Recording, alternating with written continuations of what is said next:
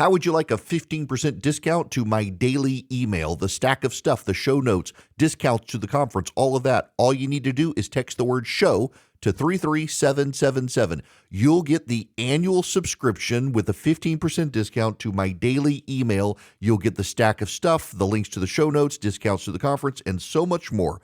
All you have to do is text the word show, SHOW, to 33777. Text show to 33777.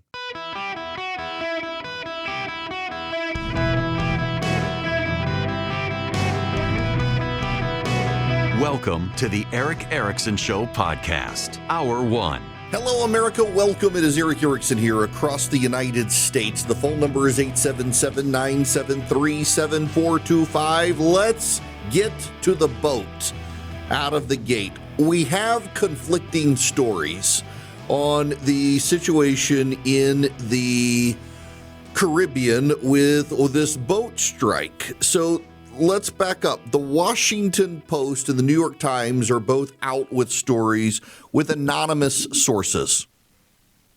I first have to explain to you the anonymous sources.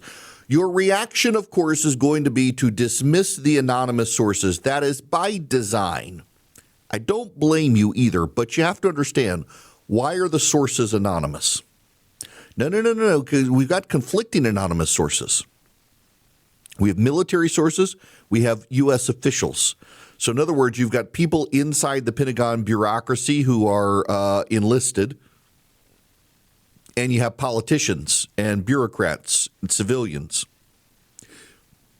There's a reason they're all anonymous, both the ones who are defending Pete Hegseth and the ones who are suggesting he committed a possible war crime. You have to understand this out of the gate.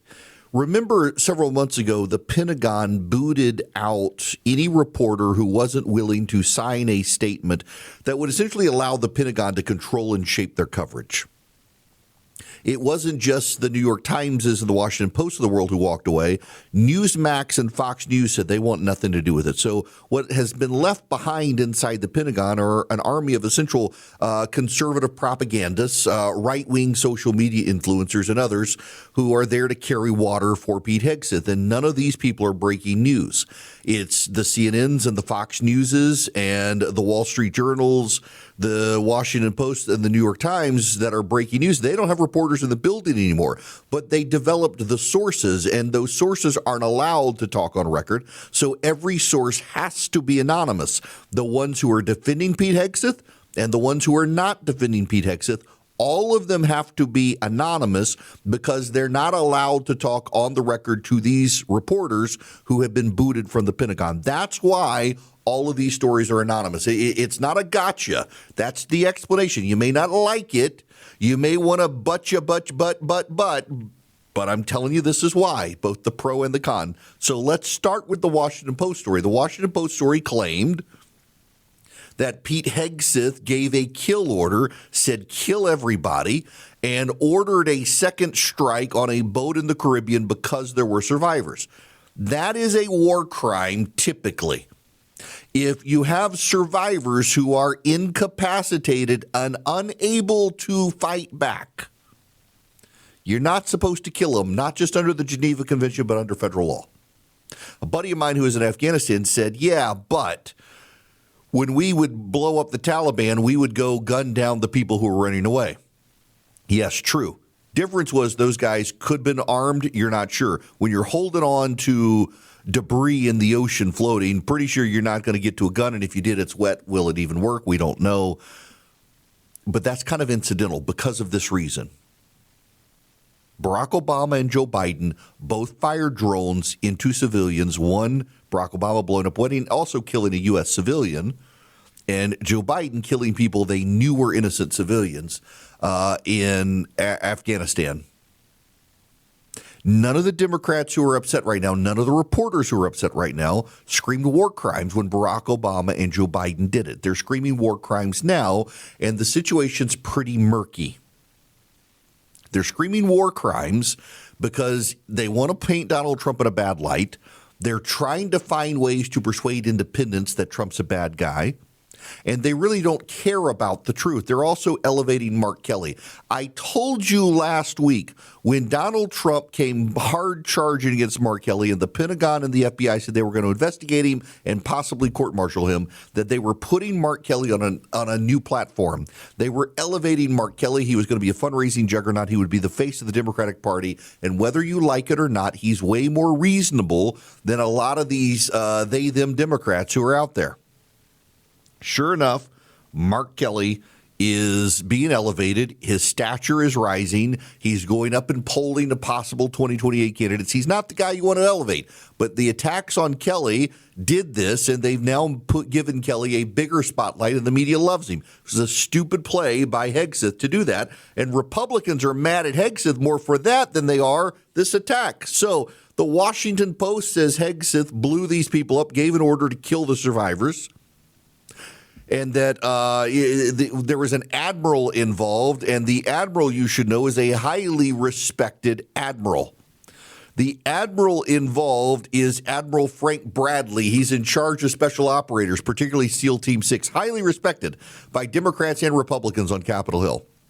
And the Washington Post seems to suggest that he and Hegseth did this. Well, now the New York Times has a story. Notice again, it is the newsmakers who refuse to stay in the Pentagon and just carry water for Hegseth who are breaking news. The Washington Post is essentially throwing Hegseth and Bradley under the bus. The New York Times is defending Hegseth and Bradley, putting them in a different light. Let me read you this. According to 5 U.S. officials, notice they're not saying service members of the military, anything like that. 5 U.S. officials who spoke separately and on the condition of anonymity to discuss a sensitive matter that is under investigation. Remember, they're not allowed to talk on record because the New York Times refused to sign the Hegseth deal. But these 5 U.S. officials who are anonymous say Mr. Hegseth, ahead of the September 2nd attack, ordered a strike that would kill the people on the boat and destroy the vessel and its purported cargo of drugs. But, each official said, Mr. Hegseth's directive did not specifically address what should happen if a first missile turned out not to fully accomplish all those things. And the officials said his order was not a response to surveillance footage showing that at least 2 people in the boat survived the first blast. Admiral Bradley ordered the initial missile strike and then several follow-up strikes that killed the initial survivors and sank the disabled boat. As that operation unfolded, they said Mr. Hegseth did not give any further orders to him. The officials clarified the sequence of events amid the political and legal uproar that had followed a report in the Washington Post last week. It said that Admiral Bradley ordered the second strike to fulfill a directive by Mr. Hegseth to kill everyone. Now, this still sounds a little bit like they're throwing Admiral Bradley under the bus until you get to this paragraph.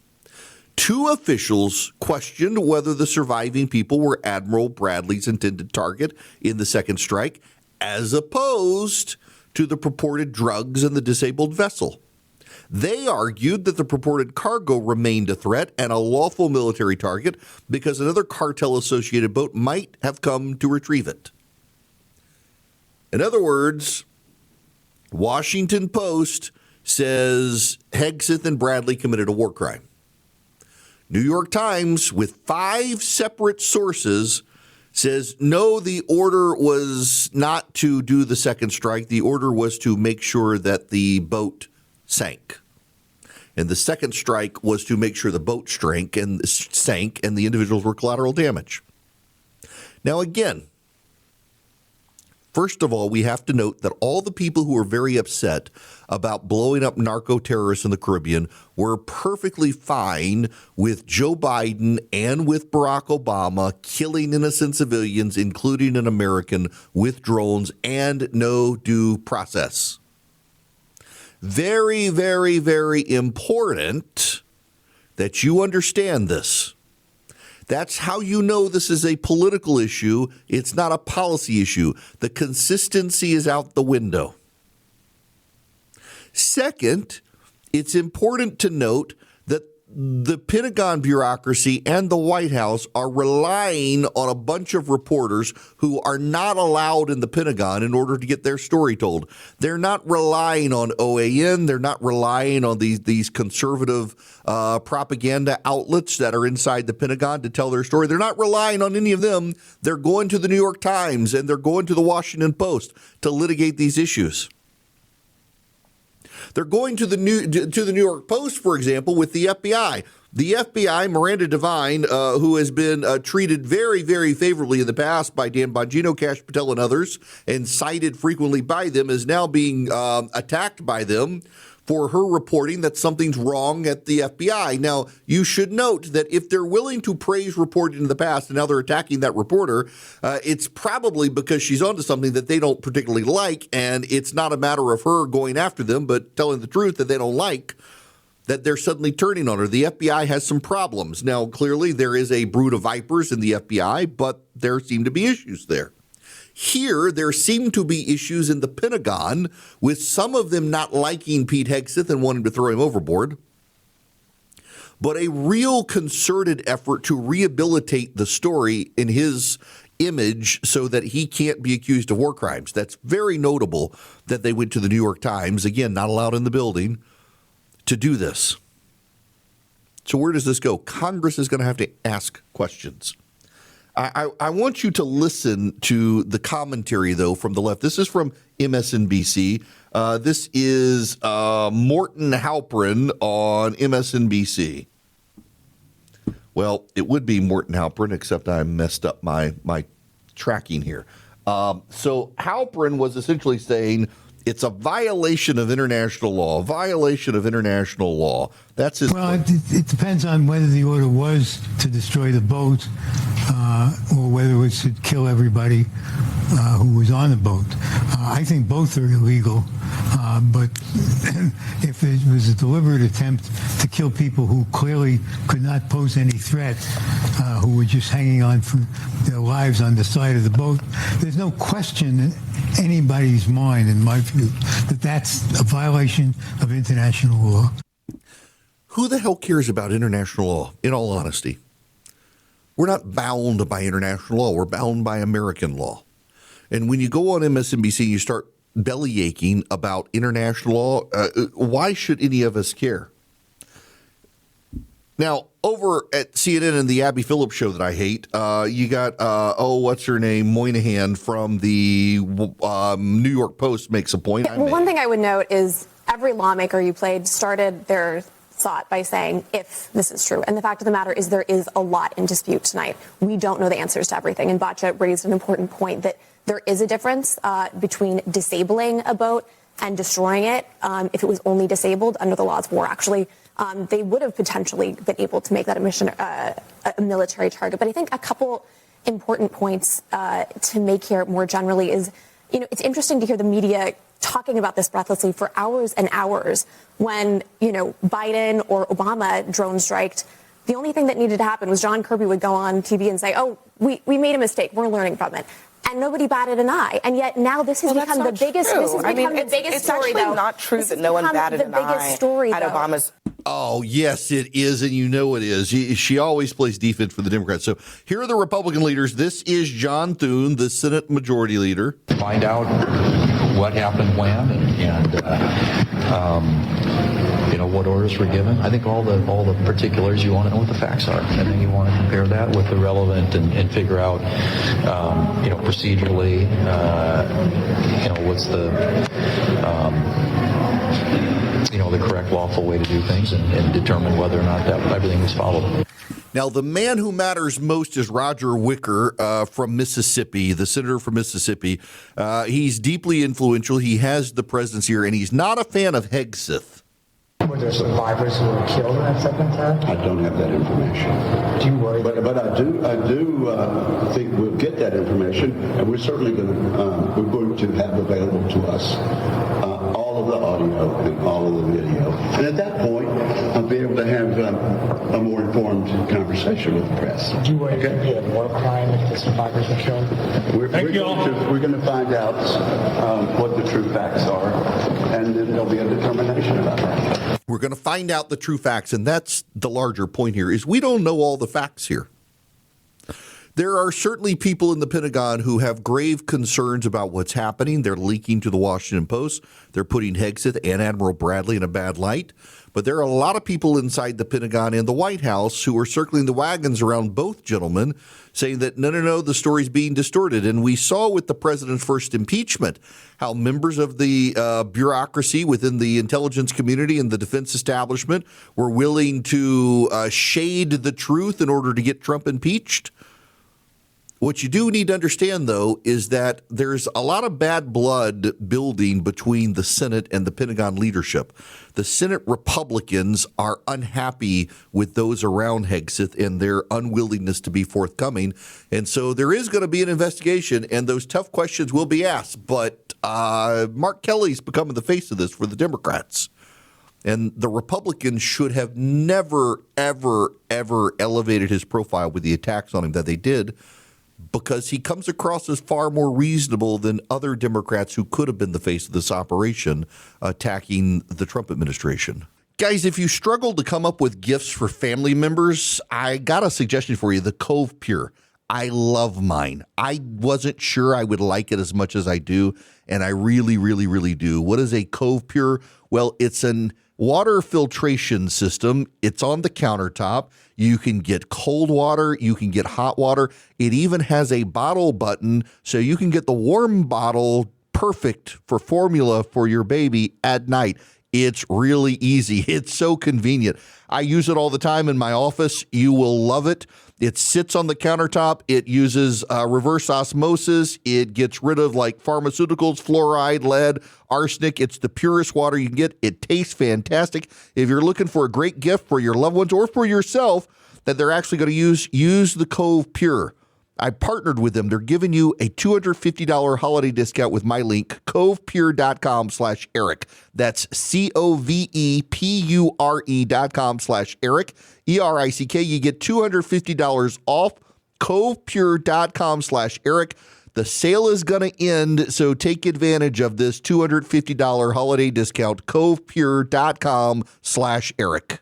Greetings, conversationalists. It is Eric Erickson here. The phone number is 877-973-7425. Those of you listening in Tennessee's 7th Congressional District, go vote. We'll discuss a little more in depth that race in the next hour as Republicans are seriously freaking out about the about that race.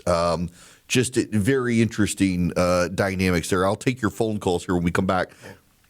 Got a short segment here. I do want to note, however, right now, Costco is suing the Trump administration over the tariffs. Why? Because there is a deadline under federal law in which you can sue.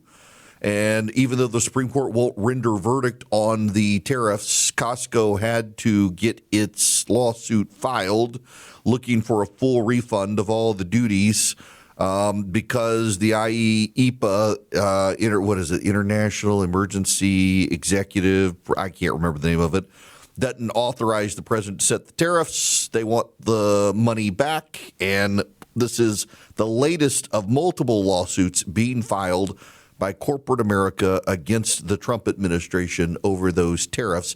And again, they have to file their lawsuit based on statutory framework, even though the Supreme Court hasn't rendered its verdict yet. So Costco fighting back to get money back. I thought foreigners were paying this stuff. Apparently not. Swiss America has been warning people about a secret war on cash for some time. The government's trying to steer you to use plastic so they can monitor your purchases. They do not like it when you use cash. They don't like it when you use crypto. Swiss America wants to give you their report, The Secret War on Cash, completely free. All you have to do is call or text 800-289-2646. The All-Out War on Cash does include digital forms of currency. Just text my name, Eric, E-R-I-C-K, to 800-289-2646. That's 800-289-2646. You can also call and say Eric sent me. They're happy to help. 800-289-2646. You can also go to SwissAmerica.com/Eric. That's SwissAmerica.com/ERICK. Swiss America will get you their report on the secret war on cash completely free. 800-289-2646. Text Eric, E-R-I-C-K, or call them and say Eric sent me. 800-289-2646. Message and data rates may apply.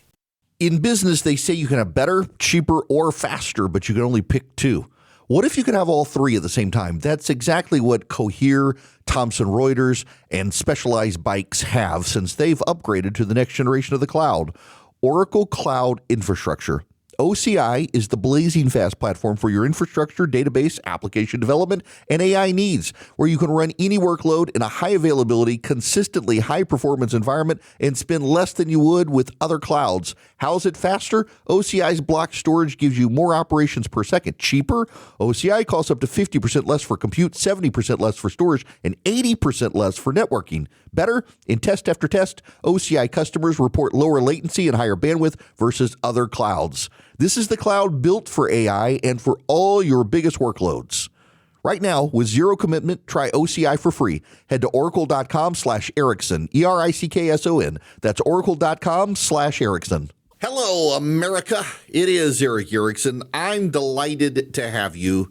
The phone number is 877-973-7425. Should you wish to call in, that's 877-97-ERIC, E-R-I-C-K.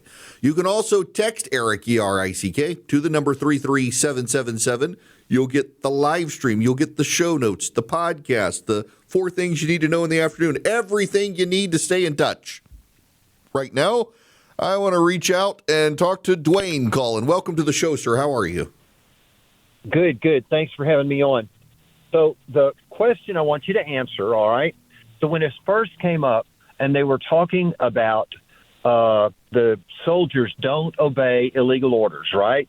Mm-hmm. And as you work through, you decide, okay, the orders are vetted before they get them because the soldiers are not constitutional orders. You trust that the order has been legally vetted.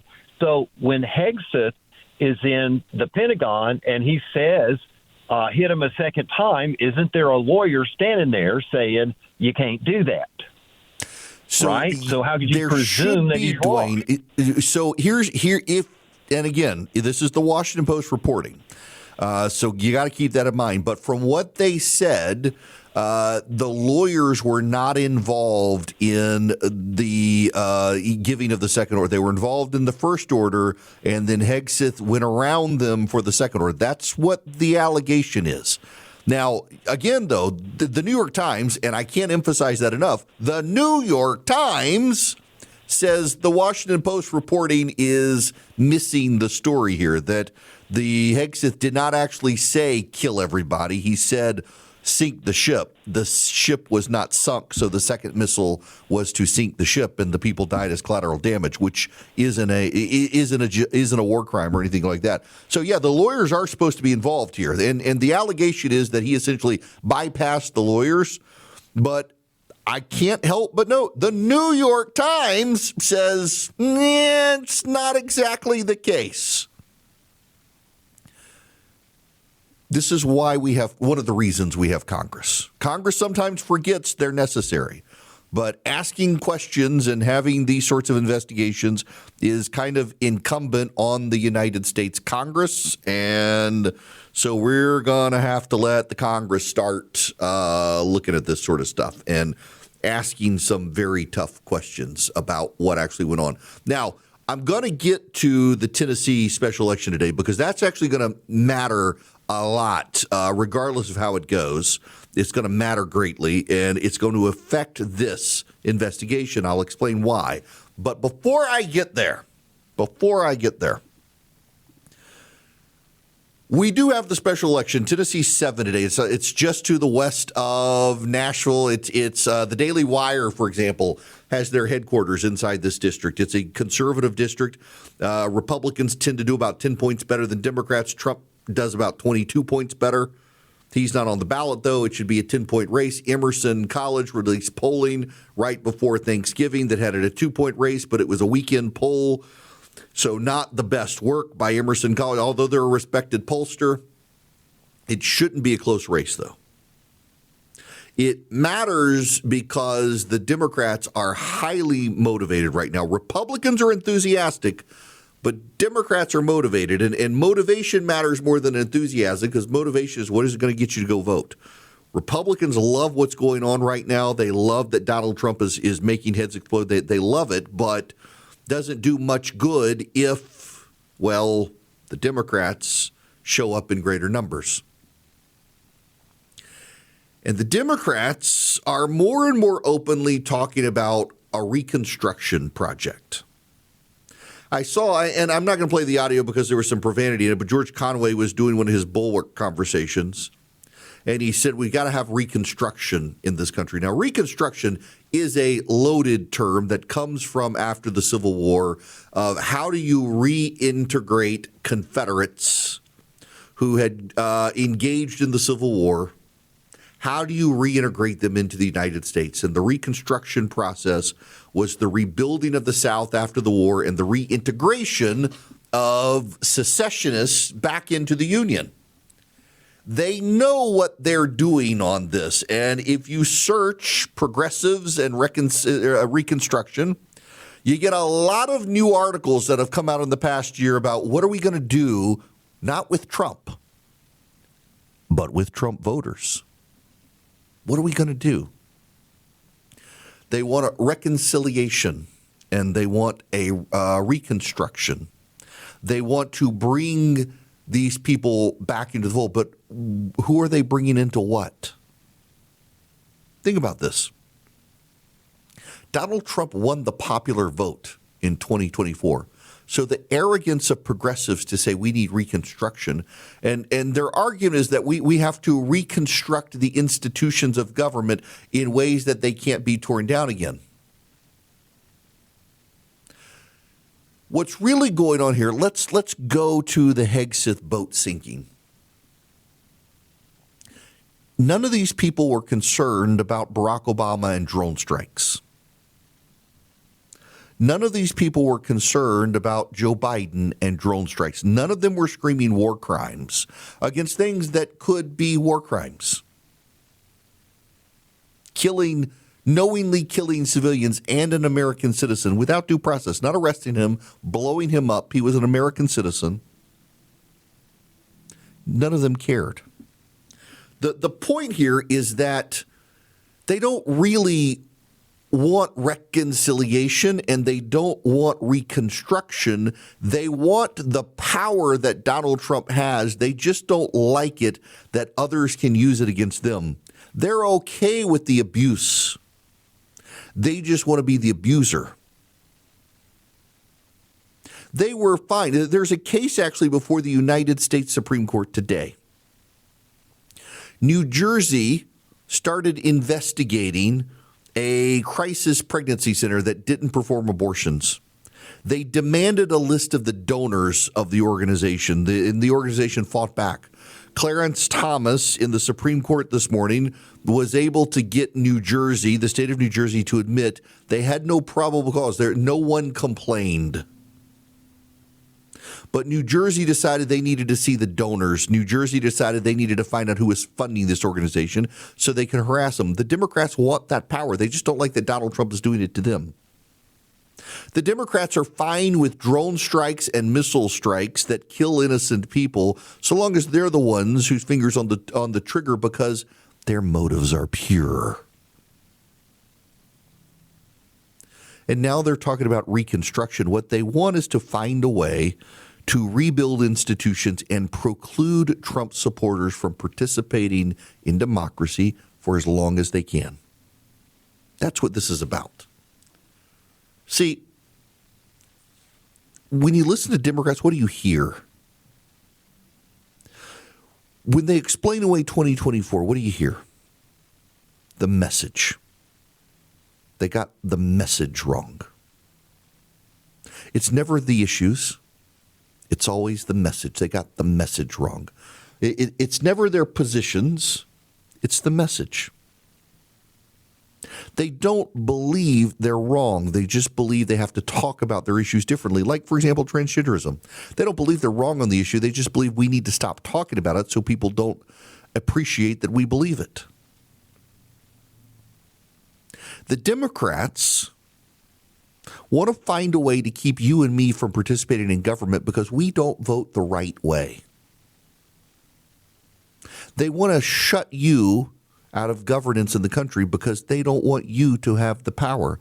Notice. So you got George Conway saying essentially we need to take back power and then we need to pass laws that will withstand constitutional scrutiny from the Supreme Court to ensure that this sort of stuff can't happen again. But notice they don't want to do it now. They don't want to work with Republicans because there are a lot of Republicans who would be willing to help them pass the laws to restrain the president. There are plenty of Republicans out there who want to restrain the executive. And in fact, you talk to a lot of people in this presidential administration, they say one of the things he's doing is pushing the bounds of the office in a way that protects conservatives. So when the Supreme Court says you can't do that, when a Democrat becomes president, they're not going to be able to push the boundary at all and target conservatives.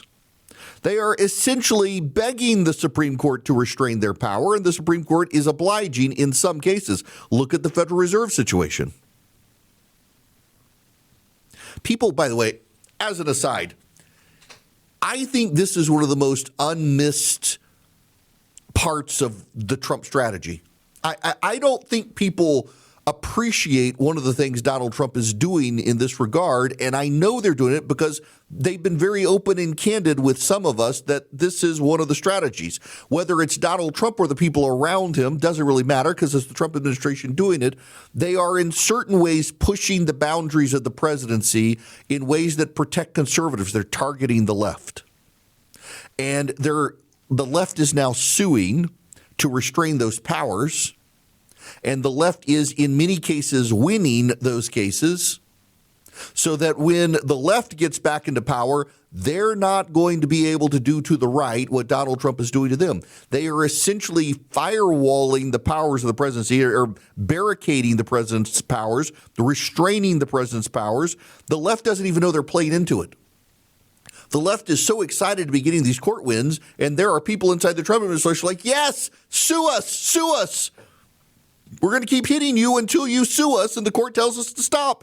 And then when the court tells us to stop, the judicial decision will be rendered in such a way you're not going to be able to do it to us. You won't be able to sue the nuns anymore. You won't be able to target the crisis pregnancy centers anymore. You won't be able to target the Christians. You won't be able to target the private schools. You won't be able to target the small businesses. You're not going to be able to do the things that we're doing to you because you're suing us and the judges are telling us Trump bad. Stop. And that's okay because you're now restraining the president. And no one seems to understand that this actually is part of the strategy.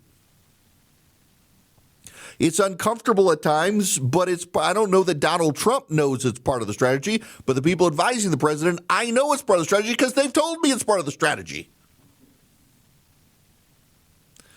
And the left wants this reconstruction because one of the things they're mad about is Trump is building these restraints on power in ways that the left's not going to have power when they get back into office.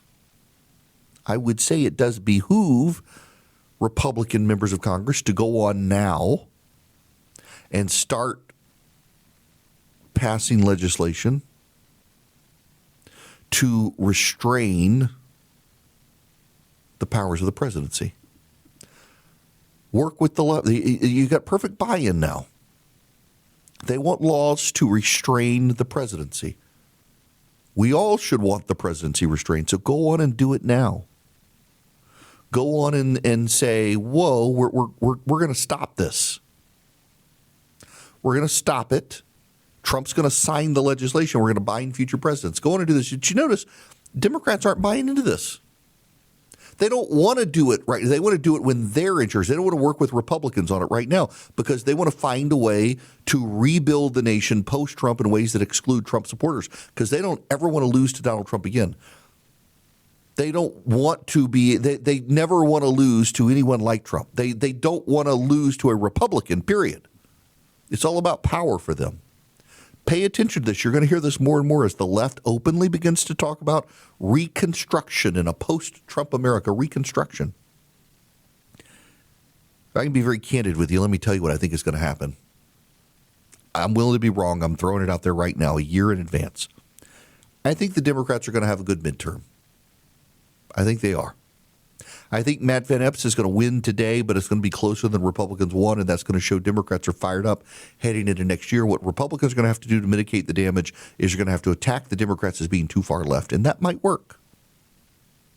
But I think generally we're probably going to see Hakeem Jeffries become Speaker of the House at the end of next year. And I think the Democrats are going to decide they have to do nothing now. I think they're going to decide that 2024 was an anomaly and they don't have to fix anything. They'll be fine, and they'll get into 2028 being as far left and wackadoo as ever, thinking that everyone actually agrees with them. Look at the midterms. And a Vance, a Rubio, a Brian Kemp, a Republican is going to get elected president of the United States in 28 because the Democrats will have overplayed their hand and never realized they actually do need to fix their problems. People want safeguards against Trump, so they give the Democrats the House, maybe the Senate, most likely just the House next year. But that doesn't mean they want the Democrats. They just want Trump slowed down.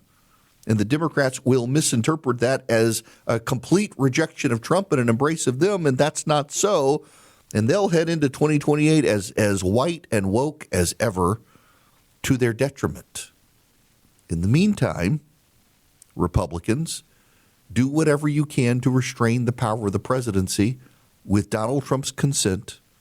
Get legislation passed to constrain the presidency before the Democrats do eventually get back into the White House, or there will be hell to pay because these people are insane.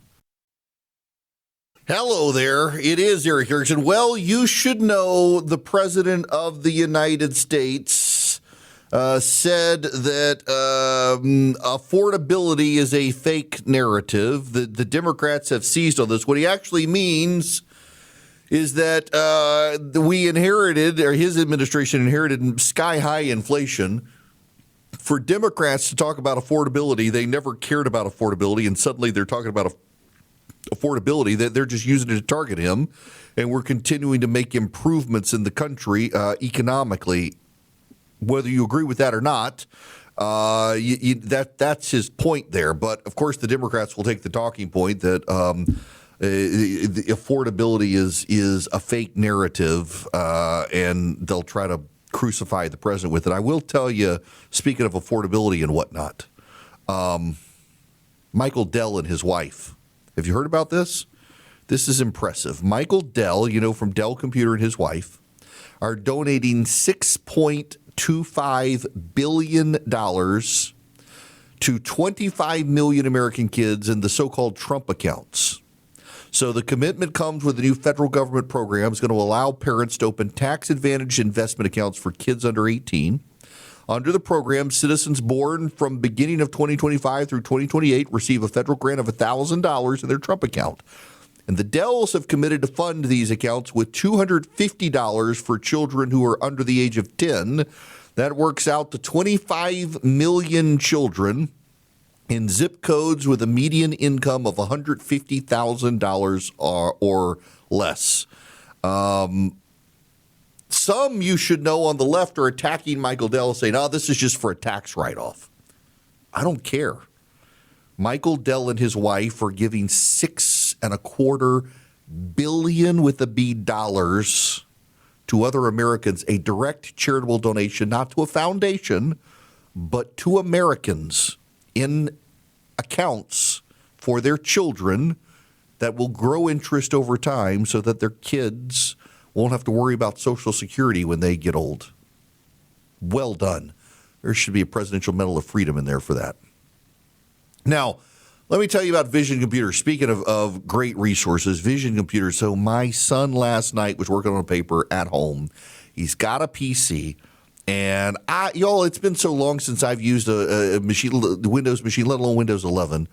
And he was trying to print on the printer, and I knew it needed to be on different Wi-Fi. And then we were having trouble getting the printer driver to load. And he called Vision. They took care of him. I mean, it really was. He was on the phone for maybe 2 minutes at most. They got him figured out. I was doing something wrong. It was my fault. They figured it out quick and took care of it. That's the sort of customer service you get from Vision Computers. You call them at 404-COMPUTE or go to visioncomputers.com. They can build you a PC, and their world-class customer service comes with it. You can even have managed IT for your existing computer, and they'll take care of that one as well. They can even remote in, do email, printer, whatever you need. 404-COMPUTE or visioncomputers.com. Give Vision Computers a call today, 404-COMPUTE, any one of you nationwide.